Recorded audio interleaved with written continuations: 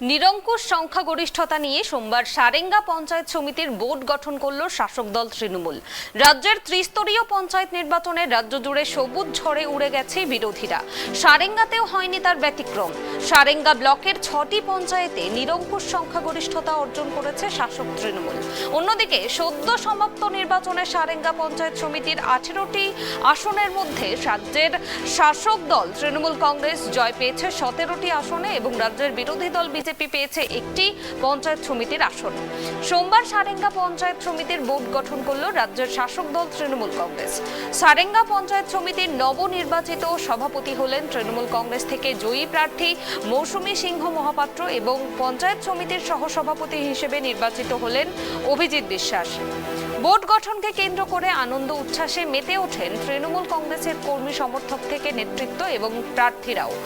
সারেঙ্গা ব্লকের বিভিন্ন এলাকা থেকে উপস্থিত হন তৃণমূল কংগ্রেসের কর্মী সমর্থকরা। তারা একে অপরকে মাখিয়ে দেন সবুজ আবির। জয়ী প্রার্থী এবং নেতৃত্বদের মালা পরিয়ে জানানো হয় সম্মান। এরপর সারেঙ্গার বিডিও ফাহিম আলেমের চেম্বারে নবনির্বাচিত পঞ্চায়েত সমিতির সদস্যদের শপথ গ্রহণ করান সারেঙ্গার বিডিও ফাহিম আলম।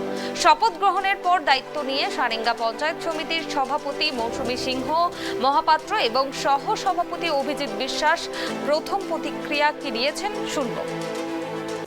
আমি মাননীয় মুখ্যমন্ত্রী নেত্রী আমাদের তাকে প্রণাম জানাই।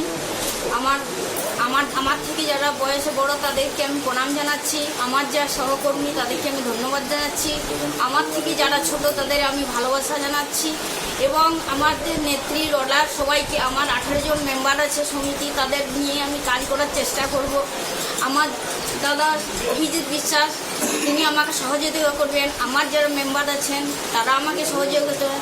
আমরা নতুন এসেছি, আমরা কিছুই জানি না।